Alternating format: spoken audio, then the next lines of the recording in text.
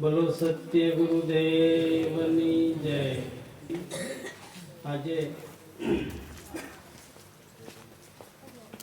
આ કુકશ ગામની અંદર જે આ કઈ રમણ બાપાના શ્રી હસ્તે આ કાર્યક્રમનું આયોજન રાખ્યું છે, ખરેખર તો એમને દાદ દેવા જેવી છે। એમનું આખું જીવન દયારામ બાપાની પાછળ વ્યતીત કરી દીધું છે અને બધું ખેંચીને ક્યાં લાયા? એ કુકશ ગામમાં ઘણા સમયથી આપણે અહીંયા હતા પણ કુકશ ગામ જોયું નહોતું, પણ આજે ખોડીદાસ સત્સંગ મંડળને આજ કુકશ ગામ બતાવ્યું। અને એવું કહેવાય છે કે જે હૃદયમાં ભક્તિનું પ્રાગટ્ય નથી થતું એ હૃદય વાંચ્યું છે બાપા। એમાં કોઈ કાળી ગર્ભ રહેતો નથી। જે ગામમાં એક ભગત પાકતો નથી ને એ ગામ પણ કે છે વાંચ્યું છે। એટલે આવા એક ગામની અંદર જો કદાચ આ રમણ બાપા સેવાશ્રમ ખોલ્યો છે ગુરુ દયારામ બાપાની દયાથી, તો કરતા હરતા તો કુદરત છે, કરશે એની દયાથી બધું ચાલશે। પણ જે મશાલ એમણે જે પકડી છે ખરેખર એનું અજવાળું દેખાય છે અને આ લોકાર્થ માટે છે, પોતાના હિત માટેનું નથી। આ કાલે એનો દેહ પડી જશે, પણ આ બિયારણ રોપાયું છે ને તો કાલ વટવૃક્ષ થઈ જશે। અને સામાન્ય ગરીબ, અનાથ અને રોગિષ્ટ જેવા એક સામાન્ય જીવોની અહીંયા જો કદાચ સેવા ચાકરી કોઈ ભગત ભિખારું આવ્યું જીવ ત્યાં એને આગતા સાકતા અને રોકાવા માટેનું વિશ્વાસપાત્ર સ્થળ કે ભાઈ અહીંયા રોડ પરથી નીકળવી તો આપણે એમ કહીએ કે ચાલો ચાલો અહીંયા બાપાની જગ્યા છે તો ઘણી મળતા જઈ દર્શન પ્રસન્નનો લાભ લેતા જાય। તો વિસામાનું આ એક સ્થળ પણ અહીંયા થઈ ગયું છે એ દયારામ બાપાની દયાથી। આવડું મોટું કાર્ય, બીજ તો ક્યારેય રોપાણું તો પણ અંકુર અત્યારે ફૂટી ગયો છે અને કાલે આ મહાન વટવૃક્ષ થઈ જશે।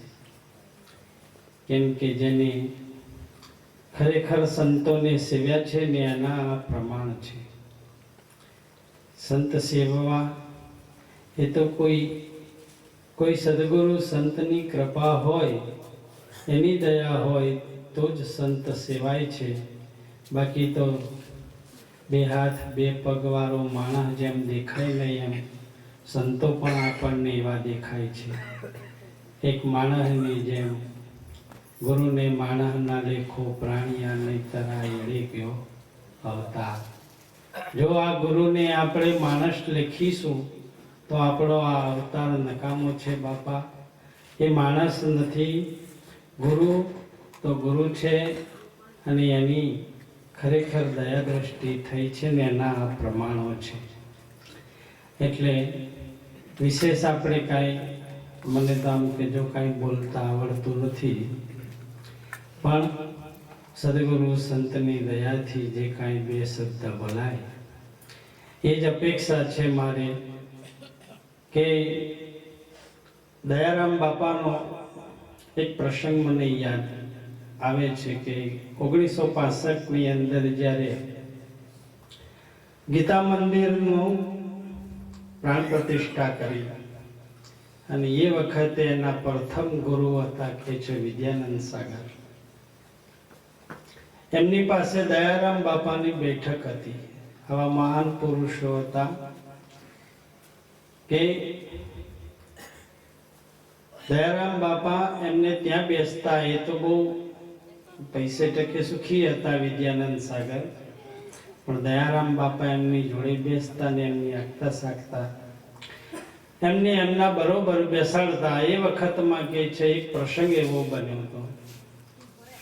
વિક્રમભાઈ સારાભાઈ એના ત્યાં સંદેશ છાપવું આવતું હતું. આ સંદેશ છાપવું 61 થી ચાલે છે. એ છાપાની અંદર એક એવો લેખ આવ્યો હતો કે વિક્રમભાઈ સારાભાઈએ એક નાની પંક્તિમાં લખીને મોકલેલું કે જો કોઈ દાનના લેનારા હોય તો અમે દાનના દેનારા બેઠા છીએ. તો વિદ્યાનંદ સાગર અને દયારામ બાપુ જેવા પુરુષો જ્યાં બેસતા ત્યાં પંક્તિ વાંચવામાં આવી. એટલે આ પુરુષોએ પણ એ વખતે સામે સંદેશમાં લખાણ કર્યું અને એ સંદેશની એ જ પંક્તિમાં લખાયું કે જો કોઈ દેહના દાન દેનારા હોય ને તો અમે દેહના દાન લેનારા બેઠા છે. તો બીજા દિવસે કે છે વિક્રમભાઈ સારાભાઈ એટલે મોટો વૈજ્ઞાનિક કહેવાય. એ વખતમાં કે છે અબજોપતિ હતો. એ વિક્રમભાઈ સારાભાઈ ગાડી લઈ અને આવ્યા અને ગીતા મંદિર આ બંને મહાપુરુષોના ચરણમાં પડી ગયા. આ 1965 નો બનાવ છે. એટલે કહેવાનો આશય એવો છે કે આવા પુરુષો છે કે જો કદાચ આવું શરણું સેવાઈ જાય તો આપણું કાર્ય થઈ જાય એમ છે. આવા સંતના છાયા લાગી જાય તો આ જન્મારો સુધરી જાય એમ છે. બાકી તો લેભાગુ અને લાલચુ આવા જગતમાં જે ગુરુના વેશમાં ફરનારા અનેક લેભાગુ લોકો છે કે જે જેમ અમારા દાદા કહેતા કે આલા મોતિયો આવ્યો હોય ને આંખમાં તો કોઈ અનુભવી ડોક્ટરના ત્યાં જજો અને ત્યાં જઈને મોતિયો ઉતરાવજો. કોઈ પૈસા લઈને પાસ થઈ ગયેલા ડોક્ટર પાસે જતા નહીં, નહીતર મોતિયો રેલી કાઢશે અને હમુના તમને કે છે આંધળા કરી દેશે. જે પરમાત્મા સદગુરુને જોવાની દ્રષ્ટિ છે તે દ્રષ્ટિ એ લોકો ફોડી નાખશે. પછી તમને આ માણસમાં જે સદગુરુ દેખાવા જોઈએ તે દેખાશે નહીં. એટલે જો કદાચ આ મોતિયો આવ્યો હોય તો એવા કોઈ સન્માનીય સદગુરુ સંતના પાસે જઈ અને આને રિલાઈ અને સ્પષ્ટ ચિત્ર સદગુરુનું જોઈ અને ત્યાં સમર્પણ થઈ જવા. આ મહાપુરુષોના સિદ્ધાંતવાદ આપણને આ વાત કરી છે. બાકી તો જેને મળ્યા છે ને એના તો આ પ્રમાણો છે. જેને જોયા છે, જેને એને માણ્યા છે, જેને એની મોજ કરી છે એવા મહાપુરુષો તો પછી ક્યાંય લોભાતા નથી અને મોજ મજા અને આનંદ કરે છે. કેવી આનંદ કરે છે કે એને જગતમાં ક્યાંય બીજે રૂચતું નથી, ક્યાંય એને બીજે અનુકૂળ આવતું નથી. અને તો માત્ર ને માત્ર પોતાના સદગુરુ સિવાય બીજા સ્વરૂપમાં રુચિ હોતી નથી. જ્યાં જ્યાં એ દ્રષ્ટિ કરે છે ને ત્યાં એને એના જો ગુરુ ના દેખાતા હોય ને તો એને હજુ આ ગુરુ મળ્યા નથી. બાપા, આ ચોખ્ખું પ્રમાણ છે. આપણી દ્રષ્ટિ માત્રમાં ગુરુ સમાઈ જવા જોઈએ. આપણી જ્યાં દ્રષ્ટિ પડે ત્યાં આપણા ગુરુ સિવાય જો બીજું કોઈ ચિત્ર આપણી દ્રષ્ટિમાં આવ્યું તો જરૂર આપણો રઝળપાટ એવો ને એવો ઊભો છે.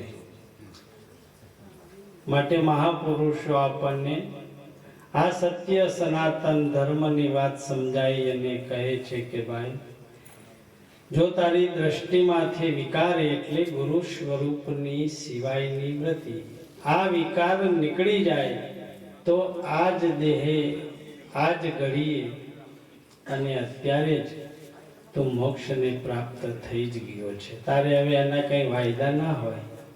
અને આ નક્કીપણું આવી ગયું છે ને એને તો આ જગતના જીવોને પરમાત્મા સમજી અને આવા આશ્રમો ખોલી સેવાશ્રમ ચાલુ કરી દીધા છે. જે બને તે સેવા કરી લેવી, જે બને તે મોજ કરી લેવી, જે આયા એ ભગવાન નરસિંહ મહેતાને પાણી પાનારી બાઈ હતી ને, તો એ કે છે મારો ગુરુ હતો કે છે. હાર આપનારો એ કે છે મારો ગુરુ હતો, અને શ્રાદ્ધ સાધનારો એ કે છે એ મારો ગુરુ હતો. આના વિના બીજું કોણ કોઈ કામ કરે એમ છે? હે, જ્યાં જોવે ત્યાં મહેતાજી એવું કહે છે કે મને મારો નાથ પરમાત્મા દેખાય છે, એના સિવાય બીજું કોઈ છે નહીં. જે દેખાય છે તે જ આ એક કુદરતનો ચમત્કાર આપણા ઘટમાં થઈ રહ્યો છે ને, એ સાક્ષાત પરમાત્માનું સ્વરૂપ છે.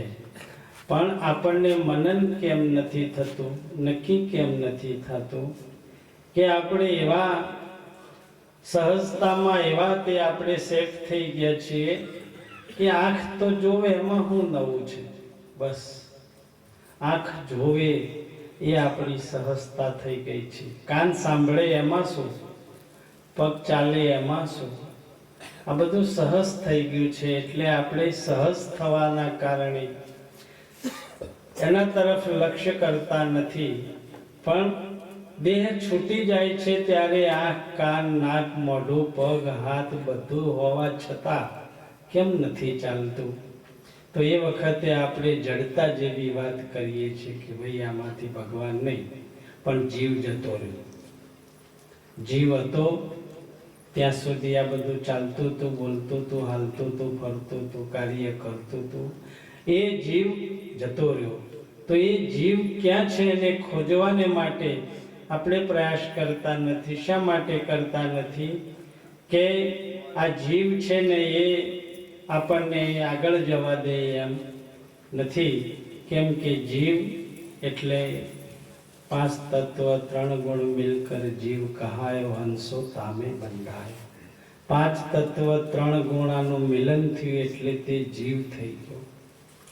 આમાંથી પર સદગુરુ સંત આપણને કરે છે કે ભાઈ આ તત્વમાંથી તું પર થઈ જા. કારણ કે જે તત્વ તારા દેહને ચલાવે છે એ તત્વને તારા દેહ સાથે કોઈ લેવા દેવા છે નહીં. એ પર છે, દેહથી પર છે. દેહમાં હોવા છતાં દેહથી પર છે. માટે એ પર, એ પરામાં તું જઈ આ પરમાત્માનું ચિંતન કર, મનન કર, નિધિધ્યાસન કર, સદગુરુ સ્વરૂપને તું ધારણ કર, તો આ તત્વ સમજાય એમ છે. પણ આ કાર્ય આપણે કરતા નથી. કેમ કે આ કોણ કરે? એક આપણું ડોબું ખોવાઈ ગયું હોય ને તોય આપણે કે અલ્યા જોન પેલી બાજુ, આ બાજુ પેલાના ખેતરમાં, સોમા કાકાના ખેતરમાં જો, મંગાભાના ખેતરમાં જો, પેલાને ફોન કરીએ ને પેલાને ફોન કરીએ. 11 વાગ્યાનું ડોબું ખોવાઈ ગયું હોય, 12 વાગતા 2 વાગતા તો 25 થી 35 40 ફોન થઈ જાય. અને હોજ પડે એટલે બધાય ધોળમ ધોળ, કોઈ બાઈક લઈને ઓમ દોડન, કોઈ સાયકલ લઈને ઓમ દોડન, ધોળમ ધોળ કહીને હોજ પડે ડોબું ગોતીને ઘેર આવે. ડોબું ઘેર લાવે તાણા જપો દોડમ દોડ કરી, અને ડોબું સિલે બંધાય તાણ કે હાસ નાસ તો બહુ દોડમ દોડ કરી, સારું ખોઈ ગયું હતું. આ દેહમાં ગુરુ ખોવાણો છે, પણ ડોબા જેટલી એ કિંમત નહીં. હે, એક ડોબા જેટલી એ આપણા ઘટ ભીતરમાં ગુરુ ખોવાણો છે, એની આપણે કિંમત કરતા નથી અને ખોળવાનો પ્રયાસ પણ કરતા નથી. એટલે સંતો એવું કહે છે કે ભાઈ जिसको ढूंढने तो जाती है जंगल में सदा, वही है तेरे पास होती नहीं कभी जुदा. ये बतावत है संत समझ ले यही सेना, आ तो सोहम सोहम सोहम सदा बोल रही मैना. अष्टपहर यही है वेद का कहना. पण बैठ ये पंच विषय में भूल आपको हो गई. भूल क्या खाई गया આપણે? આ 5 તત્વના ખલકામાં બેઠા ને, 5 तत्व में बैठ कर भूल आपको हो गई, विषयों की वासना में सदा कैद हो गई. આ પાંચેય વિષયો એવા લાગી ગયા છે ને એની અંદર આપણે ખોવાઈ ગયા અને એમાં ભૂલ થઈ ગઈ.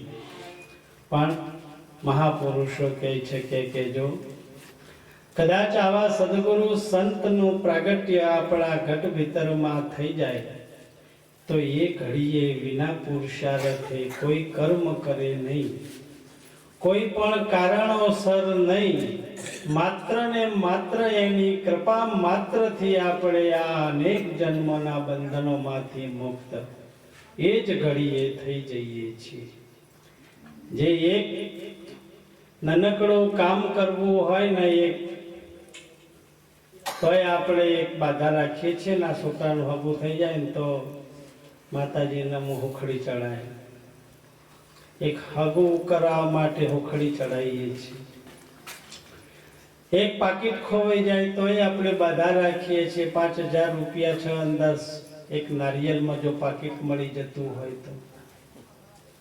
આપણી માગણીઓ કેટલી બધી નીચી છે. જે જન્મ પ્રાપ્ત થયો છે એ જન્મમાં માત્ર ને માત્ર હવે પછી આ બંધનમાંથી મુક્ત થવું છે. આવડું મોટું કાર્ય આ ઘડીએ કરવું છે એ કરતા નથી અને નાની નાની માગણીઓ કરી અને સામાન્ય એક નાના બાળકની જેમ આપણે જેમ કે બાળક રડતું હોય એટલે એક રમકડું આપીએ, એમાંથી કંટાળે એટલે પછી બીજું આપીએ, એમાંથી કંટાળે તો ત્રીજું આપીએ. એમ આ વિષયો આપણી સાથે આ રીતે રમણ કરી રહ્યા છે અને એક પછી એક પછી એક પછી એક જન્માંતરોથી આ જીવ આ વિષયોમાં બંધન થઈ જ રહ્યો છે. બંધન થઈ અને આ જન્મ પ્રતિ જન્મ બસ આ કાયમને માટે આ પ્રક્રિયાની અંદર ચાલ્યા કરે છે. સૌ ભગત કહે છે કે કાયારૂપી આ કોટડીમાં મનનું પૈડું માલે.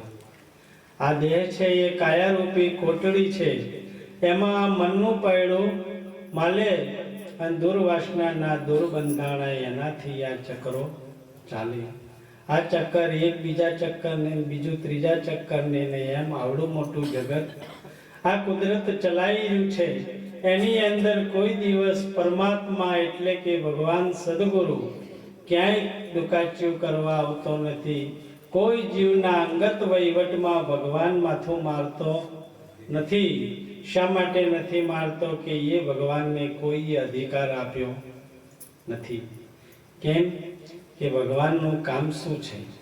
ભગવાનનું કામ કોઈને તારવાનું નથી. ભગવાનનું કામ તો જે ચક્ર ચાલે છે એને દ્રષ્ટા થઈ અને જોઈ રહેવાનું છે. કોઈને બચાવવાનું કામ એનું નથી કે કોઈને મારવાનું કામ એનું નથી. એ તો બસ એક દ્રષ્ટા સ્વરૂપે આ જગતના ચક્રો ચાલે છે તેની એ જોઈ રહ્યું છે. કોઈ જીવના અંગત વહીવટમાં ભગવાન પરમાત્મા રસ લેતા નથી. પણ આપણે માની બેઠા. જો કદાચ એક અંગૂઠા છાપ સંત જો એમ કહેતા હોય કે ભાઈ ભગવાન પહેલા હતા ને અત્યારે કેમ નથી. એક મીઠુદાસ મહાત્માજીએ એની વાણીમાં કહ્યું છે કે દેહ વિનાનો પ્રભુ ક્યાંથી આવ્યો તમે વિચારી જુઓ. આમાં દેહ વિના પ્રભુ ક્યાંથી આવ્યો? ભગવાનને આપણે જો કદાચ રામ કહેતા હોય, કૃષ્ણ કહેતા હોય તો એ ભગવાન નથી, પણ તમારા અને મારા જેવા એક શરીર ધારણ કરીને રહેલા એક રાજકુમારો છે. પણ એમને સદગુરુ સંતની કૃપા દ્રષ્ટિ પ્રાપ્ત થઈ ગઈ છે ને એને લઈ અને ભગવાનનું બિરુદ મળ્યું છે. એટલે એ ભગવાન નથી પણ એનું બિરુદ એને પ્રાપ્ત થયું છે. આપણે બધાએ એને ભગવાન માની લીધા છે. પણ એ રૂપમાં આ ભગવાન પ્રગટપણે સમજાઈ જાય એમ છે. કે કઈ રીતે સમજાઈ જાય એમ છે?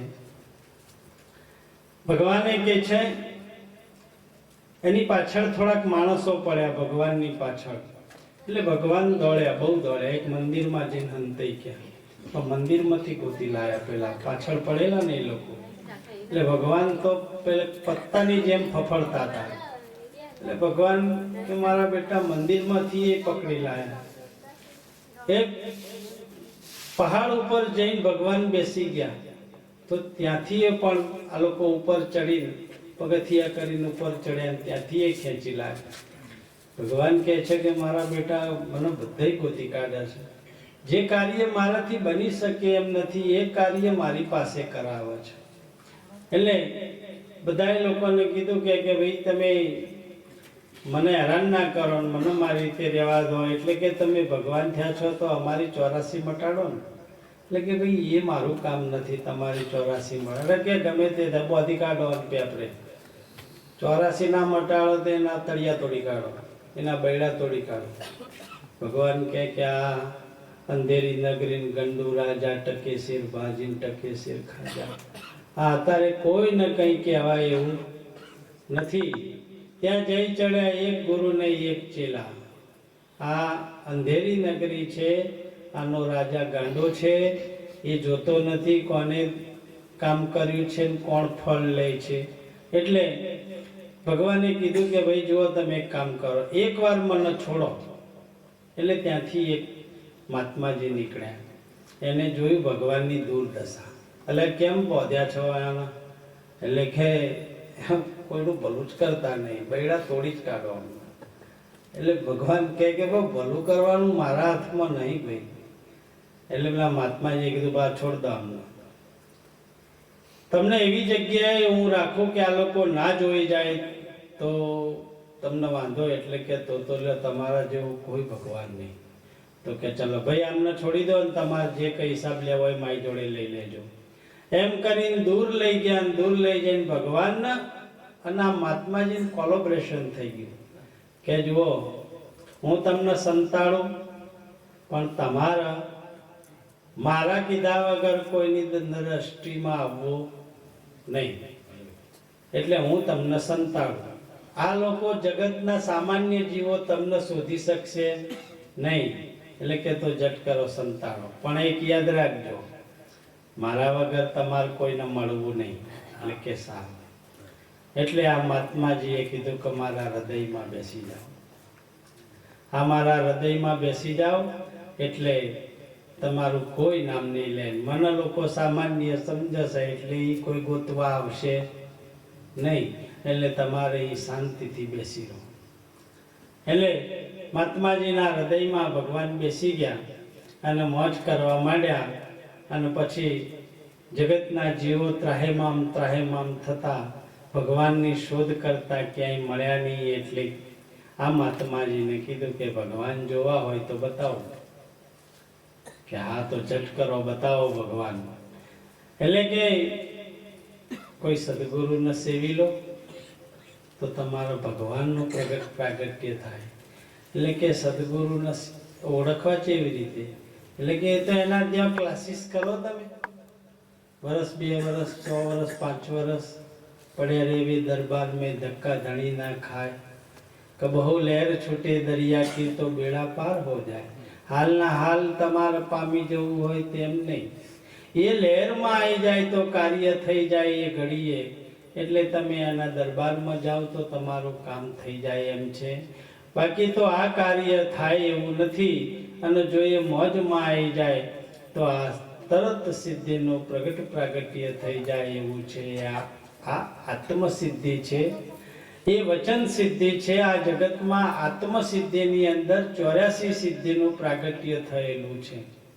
અને આ વચન સિદ્ધ પુરુષોએ આ વચન સદગુરુ સંતની દયાથી જો કદાચ આપણને જાણ થાય તો આ વચનામૃતમાં શ્રીજી મહારાજે કહ્યું ને એમના શિષ્યોને કે અલા સાંભળો ભગવાનનો પ્રગટ પ્રાગટ્ય ક્યાં છે? કે હા બાપા એ તો તમે કોઈ દાડો કીધું નહીં.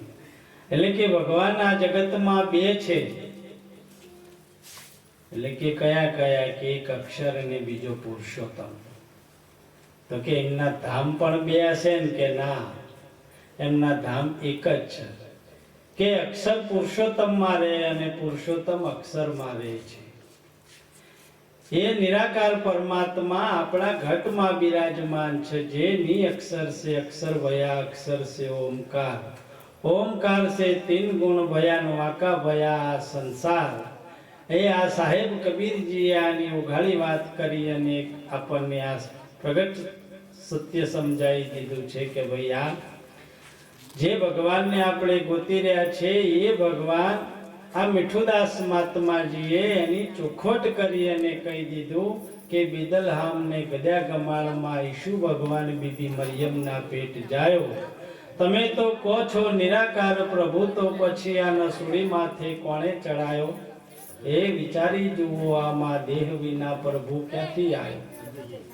જો પ્રભુને જાણવા જ હોય અને જોવા જ હોય તો દેહ વિનાનો પ્રભુ કોઈને પોસાતો નથી. દેહ વગરનો પ્રભુ કેવો હોય કોઈ સમજી શકે તેમ નથી.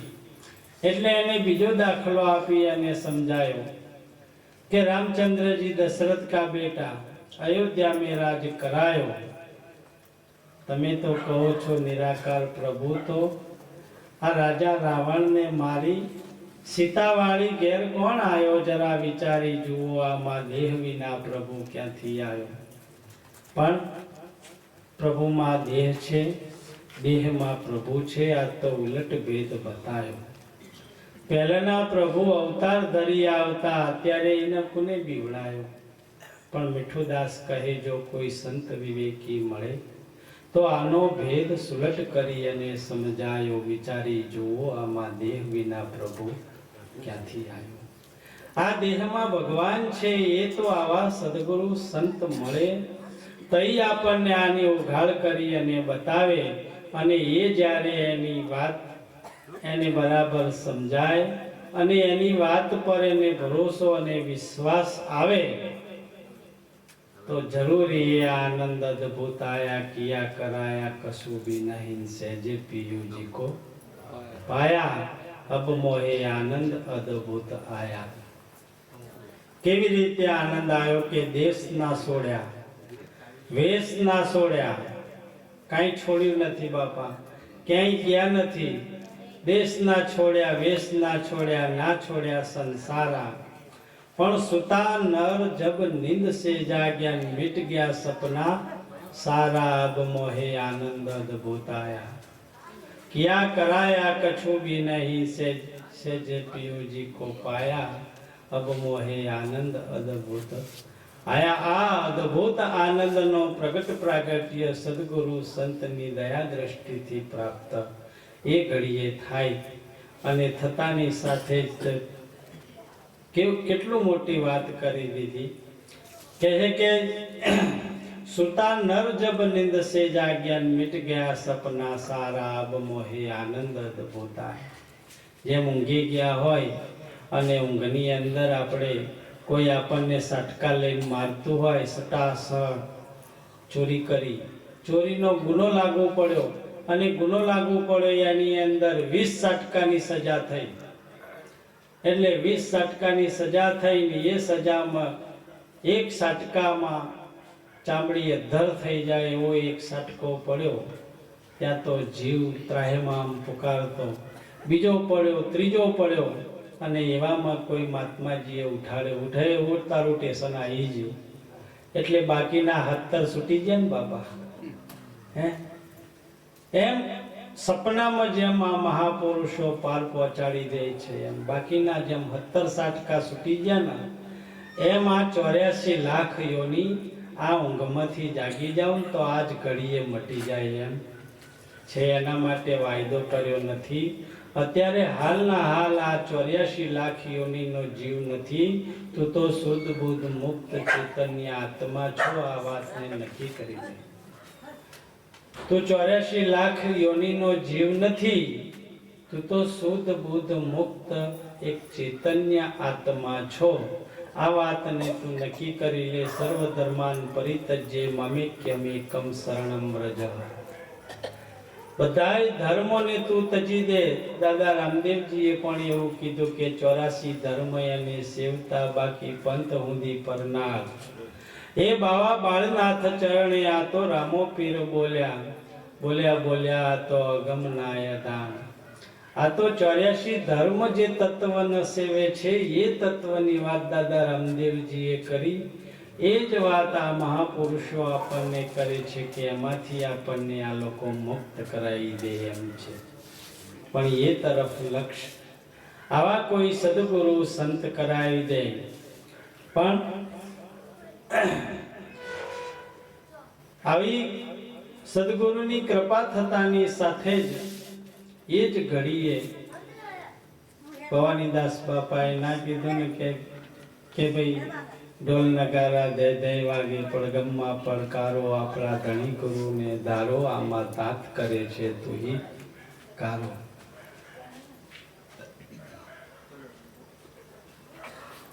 હાલ પેલા બેન એક ભજન ગાયા કે જંતર વાગે રૂડું જંતર વાગે, ખાલી ભવાનીદાસ ન સંભળાય, આપણને ના સંભળાય હે? જીવન બાપાને ઝાલરી સંભળાય, આપણને ના સંભળાય બાપા? આપણને સંભળાય પણ આપણે સાંભળવી નથી. આપણે નથી સાંભળવી, આપણે તો બરાબર છે. અમારે એક દૃષ્ટાંત યાદ આવી ગયું મને કે એક દાદા હતા અને દાદાને મરવાનો ટાઈમ થયો ને એટલે દાદાએ જાહેર કર્યું 7 છોકરા હતા, એમને 7 જબરા હતા. જો હાથ લાકડીઓ ગામમાં નીકળે તો આખું ગામ પાછું પાડે એવા હતા. એટલે 7 છોકરાને બેસાડીને કીધું કે છોકરાઓ સાંભળો કે હા બાપા બોલો, મને મારું મોત દેખાય છે, કાલ હું મરી જાઉં એવું લાગે છે, પણ મોત દેખાય છે એટલું નહીં, પણ હું મરીને ચો જાઉં એ પણ મને ખબર પડે છે કે ચો જશો. જુઓ હું કાલ મરી જાઉં ને એટલે હું આ આપણા બાજુ કચરા પેટી નહીં ત્યાં કે એ ભૂંડણ વિવાહવાની, તે ભૂંડણમાં હું જન્મવાનો છું અને આવા આવા કલરના પટ્ટા પડેલા બચ્ચું જુઓ તો એ મારી કાઢજો, એ હું હોઈશ. એટલે કે બાપા પાક્કું? એટલે કે પાક્કું, લ્યા લખી લો તમારે લખવું હોય.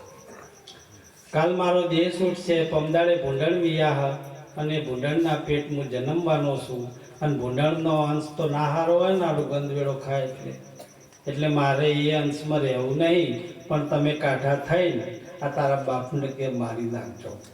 એટલે પેલા છોકરા કે હારું બાપ ઉપર ના હેડે ને, લાકડી બાકડી મારવાનું મન ના થાય, એટલે કે કાઠા થઈ જજો, પાડી દેજો. એટલે કે હાર એ છોકરાઓ તો તૈયાર થઈ ગયા. ડોહો દેહ છોડી દીધો, ડોહાને ભંડારી આવ્યા અને હાચે હાથ બીજા જ દિવસે હારી ભૂંડણ વિયાણી. અને ભૂંડણ વિયાણી તે ભૂંડણના તો બચ્ચા 12-13 થયા. એમાં બધા ચટાપટા, કોઈ હારણ કોઈ નવાણ એવા બધા થયા. હવે બાપાએ જે અધવાણી આલી હતી એ પ્રમાણેનું એક બચ્ચું અંદર ખરું. એટલે છોકરાઓ ધોકા લઈને આવી ગયા. એટલે બચ્ચાઓની આંખો ખુલી નથી, એટલે છોકરાઓએ કીધું કે અલે હજુ બચ્ચાની આંખો ખુલી નહીં, હાલ હાલ મરાય નહીં, પેલી ભૂંડળી જોડે જવા દે નહીં. એટલે હાલ ના મરાય, બચ્ચાને કે 2-3 દાડામાં આંખો ખુલવા દો. તે 2-3 દાડા થયા, 4 દાડા થયા, આંખો ખુલીને બચ્ચા હેઠતા થઈ ગયા. એટલે છોકરા હાથે લાકડીઓ લઈને આવ્યા. હાથે લાકડીઓ લઈને આવ્યા અને પછી ઓમથી ઓમ બધા ભેગા થઈને ઓતરી ભૂંડણના. તે અડધા બચ્ચો ઓમ નાહી ગયા, અડધો ઓમ નાહી ગયા, પણ એ બધા બચ્ચાનું તો છોકરાનું કોમ હતું નહીં. એ તો બાપાએ જે અધવાણી આલી હતી એ બચ્ચાનું કોમ હતું. તે એ જ બચ્ચાને ઓતરીને રોક્યું અને બચ્ચો ઊભું રાખ્યું અને એક જણાએ લાકડી ઉગોમી. તો બચ્ચું અંદરથી વાચા થઈ એના મોઢામાંથી, એ ઉભો રહેજે લ્યા, હવે મારશો નહીં, હવે તો પણ ફાઈ ગયું. એટલે ભાઈ સાહેબ, આ ભૂંડણની જેમ આપણને બધાને ફાઈ ગયું છે, કોઈને પરમાત્મા થવું નથી. એટલે આ ઘડી બે ઘડીના સુખ ભોગવતા સુખ જાય છે, એ વાતને તમે બરાબર મનમાં નક્કી કરો. કયું સુખ ભોગવતા? કે વિષયો દેહ રૂપી સુખ ભોગવતા આત્મા રૂપી સુખ જાય છે. પલ પલ વારે આ કાળ તારા ઉપર જજુમી રહ્યો. પલ પલ વારે આ કાળ આપણા ઉપર જજુમી રહ્યો છે. મહાપુરુષો કહે છે કે આ સુખને તમે ઘડી માટે જતું કરો. મીરાબાઈ કહે છે કે દુઃખ સુખડા હમારા તલમગ જેવડા ને એની પાછળ દુખડા સ મેરું સમાન. આ શરીરના જે સુખ છે ને એ બાપા તો તલમગ જેવડા છે, કાલ પૂરા થઈ જાય એને વાર લાગશે નહીં, પણ એની પાછળ જન્મ અને મરણના જે દુઃખ છે ને એ તો બહુ જબરા છે. એ આપણાથી પાર પડી શકે તેમ નથી. એટલે મહાપુરુષોના સિદ્ધાંતવાદ આપણે આ વાત કરવી છે કે જે આ રમણ બાપાએ જે મશાલ ઉપાડી છે, જે અજવાળું કર્યું છે ને, તે એ ખરેખર આ મશાલ, આ અજવાળું કાયમને માટે કુકશ ગામની અંદર આ એની એક શોભા રહેશે. અને એવા આ સંતોના આશીર્વાદ છે. બોલો સત્ય ગુરુદેવની.